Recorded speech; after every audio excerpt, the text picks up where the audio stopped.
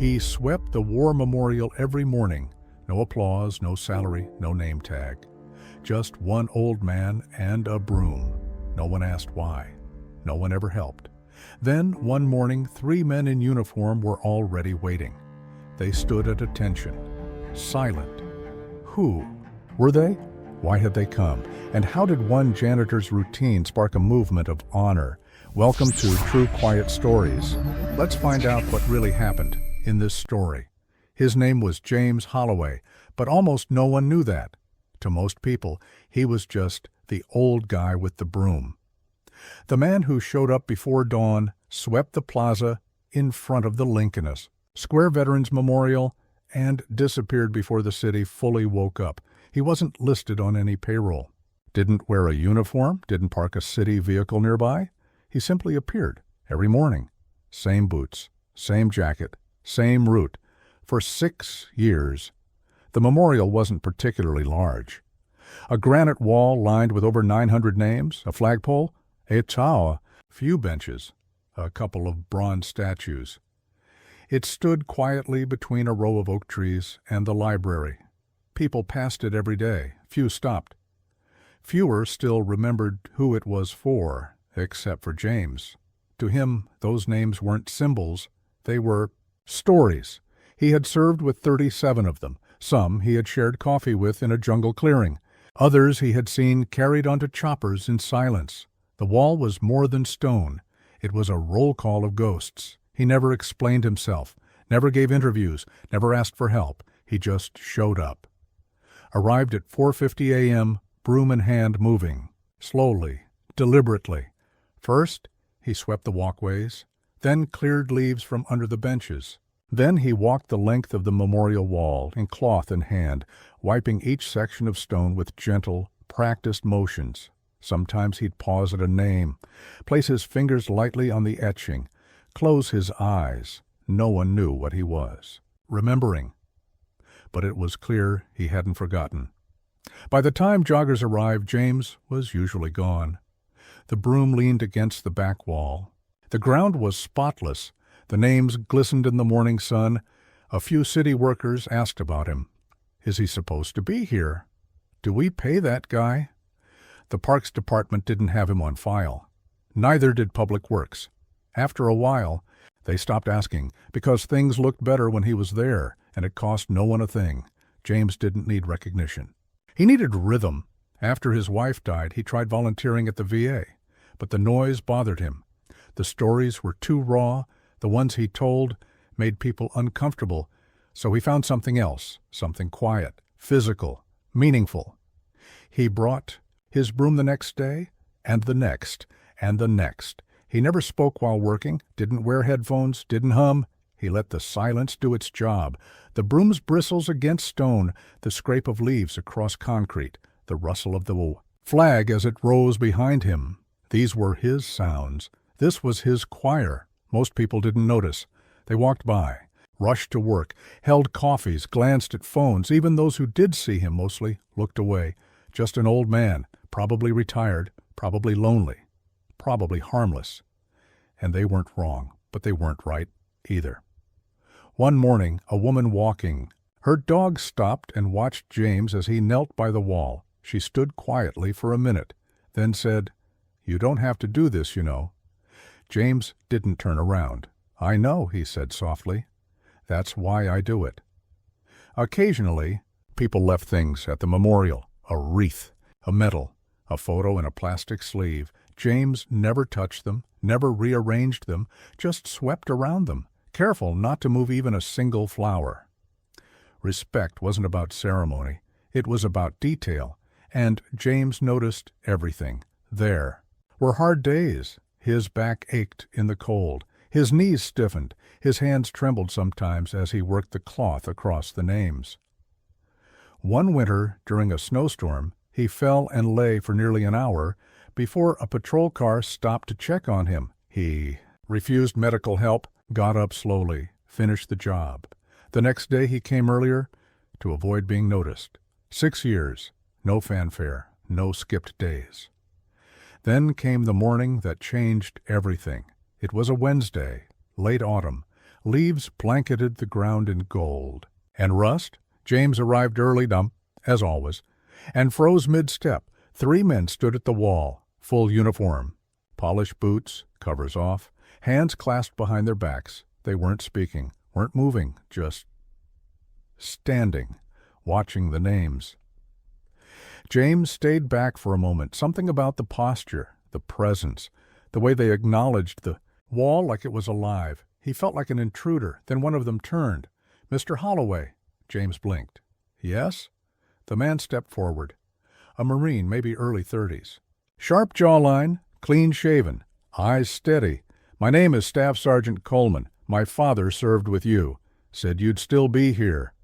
James said nothing. Coleman nodded toward the broom in James's hand. "He told me about this." "About what?" "You do." "Said he never got to thank you." James looked down. "I didn't do it for thanks." "I know," Coleman said. "That's why we're here." The other 2 stepped forward. 1 Army, 1 Navy. They stood in a triangle, surrounding James not in intimidation, but in honor. "We'd like to stand with you," the Army sergeant said. "If that's all right." James didn't respond immediately. Then, slowly, he handed Coleman the broom. Watched as the Marine took it with both hands and swept. For the first time in 6 years, someone else cleaned the walkway. James stood back near the wall. Watched as each man took turns. No music, no words. Just presence and motion and memory, and it was enough. James didn't ask who had told them. He didn't ask why they came. He didn't even ask how long they'd been watching, because deep down part of him had always known. Someone, somewhere had noticed. He just never expected them to show up and, certainly not in uniform. After that first morning, the routine changed. Slightly, James still arrived first, still swept, still kneeled to wipe the wall. But now, every Tuesday, someone else was there. Sometimes 1 man, sometimes 2, always in uniform, always silent. They didn't speak much. They didn't interrupt. They simply stood with him, not as a statement, but as witnesses. The first week, 1 of them brought a cloth, helped him wipe the names. The second week, another veteran, older, maybe in his 70s, quietly placed a folded flag on the bench nearby. By the 3rd week, they were waiting for him when he arrived. No one directed it, no one organized it, but something had begun, a pattern of reverence, and it spread. News didn't break out right away. There were no articles, no reporters, no posts, just a few people, walking by, slowing down, realizing something different was happening. Some turned their heads, others paused completely. Most walked away quietly, more thoughtful than before. A few left flowers. A few saluted, but no one spoke. Not yet. One morning, a man showed up in a wheelchair, mid-60s, Army pin on his coat, no legs below the knee. He asked James if he could sit near the names. James said nothing, just cleared the spot beside the flag. The man wheeled over, took off his cap, and sat with his head bowed for 10 minutes. Then he left. That's how it began. Slowly, word spread among veterans, among families, among people who still remembered someone who never made it home. They didn't come with cameras. They came with silence. They came with memory. One afternoon, James was stocking a grocery shelf, one of the few part-time jobs he still held, when a boy tapped him on the arm. "Are you the guy who sweeps the wall?" James looked at him. "Yes." "My grandpa said you helped his friend, that you kept his name clean." James didn't know what to say. The boy reached into his backpack and handed him a laminated photo, a soldier in black and white, holding a rifle and smiling. "Can you put this with the others?" James nodded slowly.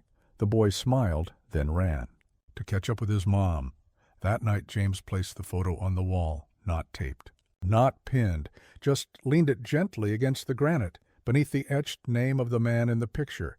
Then he sat on the bench and watched the light fade. The next morning, the photo was still there. So was a second one. Someone else had added to it. And beside that, a folded letter in a plastic sleeve, written in shaky cursive. "Dear Mike, you said no one would remember.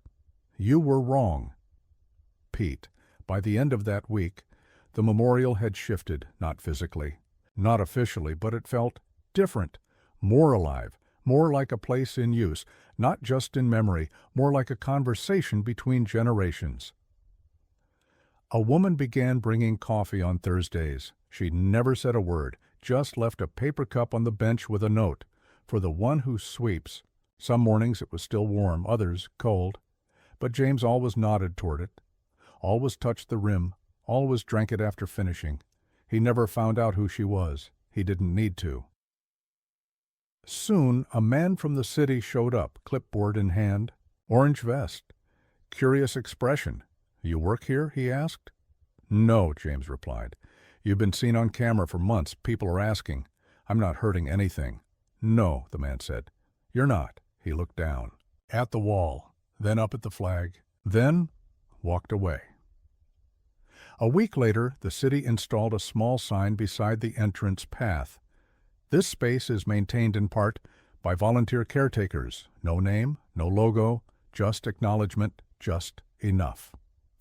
One morning, James arrived and found a small crowd, 8 men, all in uniform, some old, some young. They were lined up in a single row, facing the wall, waiting. James hesitated. He hadn't asked for this, hadn't invited anyone, but as he approached, they parted, creating a path straight to the center of the wall. One of them spoke softly. "We're here to relieve you." James chuckled. "You're early." A younger man stepped forward. "We've got the sweeping today." James stared at him, then handed him the broom. He stood back for the first time in years, watched as someone else bent down to clear the walkway, watched as gloves brushed against names, watched as silence stretched out like sunlight over stone. That day, James sat on the bench instead, hands folded, back straight, and for the first time he saw what the memorial looked like from a distance. It was beautiful, not because of the names, but because of the people now standing in front of them. By the end of the month, Lincoln Square Veterans Memorial was unrecognizable, not in the sense of construction, not in the way some had hoped. The memorial remained exactly the same, still the weathered stone, still the old flagpole, still the same granite wall. Yet it had transformed into something else entirely. People now stopped for a reason. Not because of the site itself, but because of what had happened to it, because of the shared moments that had built around it. Every Tuesday morning, the group of veterans gathered by the flagpole. The same ones, plus new faces each week. They would line up in their service jackets, hands at their sides, heads slightly bowed, and wait for James to arrive. They never spoke. They never rushed. They just stood there for 10 minutes. Then, when the ceremony was done, they would simply go back to their lives, as if their presence had been a secret shared only between them and the memorial. James never asked for it. James never led them. They just followed him, not as a guide, but as a quiet, invisible presence that kept pulling others in. One morning, a group of young soldiers arrived at the memorial. James noticed them as they approached. There were 5 of them, not in full uniform but in fatigues, wearing the pride of those who were still active.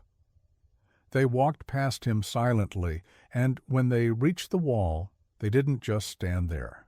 They started cleaning. They didn't have brooms or rags. They used their hands, brushing dust, gently wiping the names. James stood back, observing. He didn't say anything. He didn't need to. These soldiers, young men, probably just back from deployment, were doing what had become a tradition. One of them looked over at him. "You've been doing this for a long time, haven't you?" the soldier asked. James nodded. "A few years now." "We just wanted to help," the soldier said quietly. "We thought it'd be good to contribute." As the days passed, a local newspaper picked up on the story. They interviewed some of the veterans, some of the people who had noticed the regular gathering, and even the younger soldiers who had come to join. The article came out on a Friday morning. A forgotten memorial, remembered by those who served. It wasn't a headline that would catch national attention. It wasn't some viral sensation, but it was enough For the first time, the city officially acknowledged the memorial, not just as a historical landmark, but as a place of living remembrance. People began talking about it, more than they ever had before. Veterans stopped by, families paid their respects, and sometimes strangers just stood in front of the wall, silently reading the names. They started to leave small tokens, a folded American flag, a hand-carved wooden cross, a simple card that read, "Thank you for showing us how to remember."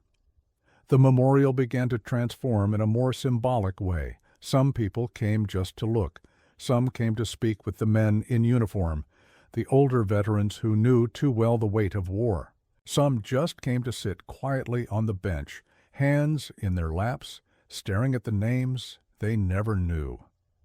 James didn't make a speech. He never did. He didn't need to. He simply kept sweeping. He simply kept showing up. The following spring, a local artist contacted James with an idea. He wanted to paint a mural of veterans in action, a tribute to those who had served. Not a glorification, but a reminder of sacrifice, of courage, of resilience. James was hesitant at first. He never wanted the memorial to be commercialized. But the artist assured him it would be simple, a small mural hidden on one side. Of the memorial, not the focus, just an addition to the quiet space. James agreed. As the mural took shape over the weeks, it started to draw more attention, not because of its size, but because of what it depicted. A group of soldiers, all looking different, all doing different things, but standing united in one moment of time. The mural wasn't just about showing what war had been like. It was about showing that even after everything had ended, some things never leave, some people never leave. They just wait quietly for their story to be told. James walked past the mural every day as it grew. He watched the strokes fill the wall. He watched the faces come to life. But the mural wasn't the most significant change. The most significant change was in how the community viewed the memorial. The site went from a place of quiet history to a living, breathing testament to the ongoing bond of service. The memorial had taken on a life of its own, not because of a man with a broom, but because of all the men and women who came and stayed. One afternoon, a teenager came to the memorial with his parents. He stopped in front of the plaque. He stared at the names. Then he sat down beside James. "You've been doing this long?" the boy asked. James smiled. "Longer than you've been alive." The boy chuckled. "How'd you start?" James thought for a moment. Then he said, "I just wanted to make sure the names didn't disappear. I didn't want anyone to forget." The teenager nodded, looking at the mural. "That's good. People forget a lot of stuff." James glanced at the flag, gently swaying in the breeze. "Yeah, they do." The boy stood up. "I'll come by next week if you don't mind." "I'll be here," James replied. A week later, the teenager returned. This time, he brought his friends. They sat with James, quietly talking about their family members who had served in the military. And each week after that, more kids came. This Shajir didn't speak much. They didn't take pictures. They just sat. But as the seasons passed, more and more people came to visit. The memorial was no longer just a space for reflection. It had become a place of gathering, a space for people to come together without speaking a word. One Tuesday, near the anniversary of the first day the veterans had come to stand in silence, the mayor visited the memorial. She stood silently beside James, staring at the mural, the flag, and the names that had come to mean so much to the community. Finally, she turned to him. "I wanted to thank you. You've turned this place into something special. You've shown people that remembering doesn't have to be loud. It just has to be real." James smiled. "I didn't do it alone." Later that day, a woman arrived, with a small group of children holding hands. She smiled at James. "They came to see the names," she said, "and hear the story." James nodded. "The story's always here. It just needs someone to remember." The children sat down. They listened. The memorial had become more then a tribute. It was a place of reflection, a place of quiet understanding, a place where everyone who had served, and those who had been left behind, could feel that they were still part of something, and in the end, that was what mattered most. 2 years had passed, 2 full rotations of seasons, 2 Memorial Days, 2 Veterans Days, and more quiet Tuesday mornings than James Holloway could count. But still, he came. Still arrived before the sky lightened. Still swept the same path from the sidewalk to the edge of the wall. Still knelt down, cloth in hand, and passed over each etched name with care. What had started as one man's private act of remembrance had become something so much greater, not a spectacle, not a campaign, but a legacy. The memorial had changed, subtly, quietly. The granite wall was now surrounded by new benches donated by families of local veterans. The walkway had been repaved, but the same pattern of bricks remained. The mural on the side wall had been retouched, not redone, just refreshed, so the faces never faded. And beside the main entrance, a new bronze plaque had been installed, in honor of those who never stopped showing up, in life or in memory. Dedicated to James Holloway and all quiet caretakers of history, James never asked for the plaque, never attended its unveiling, but the day after it appeared he stood before it silently for a long time, hands in his jacket, eyes slightly misty. Then he nodded once and started sweeping. By this time, dozens of veterans had come through the memorial. Some stayed, some moved on, some returned once a year, placing coins on the wall and disappearing again. A local school now brought students every spring, not as a class trip, but as a day of service. The kids would clean the area, rake leaves, wash the base of the flagpole, and then sit silently as James told a story. It was never the same story. Sometimes he talked about someone on the wall. Sometimes he talked about his wife. Sometimes he just talked about how quietness is a kind of strength. The students listened. They always did. One morning, a little girl approached the wall holding a drawing, crayon, colorful. It showed a man sweeping under a waving flag, and above him the words, "He never stopped showing up." She handed it to James without a word. He placed it beside the bench. No one touched it. It stayed for weeks. That spring, the VA contacted James directly. They asked if he would be willing to accept a civilian honor citation, one of the highest non-military recognitions for dedication to veterans. James paused. He thought about it. Then he said, "Only if I don't have to give a speech." They agreed. The ceremony took place at the memorial. It wasn't large, maybe 50 people. All silent. A few military officials, a few old friends, his nephew, a few kids from the school who asked to come. The mayor spoke briefly. The colonel read his citation. But it was James's nod, that same quiet one he always gave to the wall, that held the weight of the moment. He went back to sweeping the next day, same time, same rhythm, but something had shifted inside him. He realized this wasn't his memorial anymore. It never had been. He had just been borrowing it, holding it steady until the rest of the world caught up. And now they had. Then came the morning he didn't show up. No warning, no note. No broom leaning against the wall. The veterans waited. So did the students. So did the coffee cup. By 7 a.m., someone called the local hospital. By 9, the mayor's office had confirmed it. James Holloway had passed away peacefully in his sleep. That afternoon, no one knew what to do. There was no plan, no funeral yet scheduled, no family list to notify. But the veterans came anyway. They arrived in uniform. They stood by the wall, and one of them, an older Marine named Harris, took the broom from the storage box behind the mural and began to sweep. No one said a word. No one needed to. The next morning, the bench was full. People came from across the state. They brought flowers. They brought folded notes. They brought children. And, by the end of the week, a large laminated photo of James had been placed beside the flagpole. framed by the same kind of cloth he used to clean the wall. It showed him mid-step, mid-sweep, eyes down, surrounded by silence, and someone had written beneath it, "He never missed a day, so neither will we." Over the next months, a schedule emerged, not officially but organically.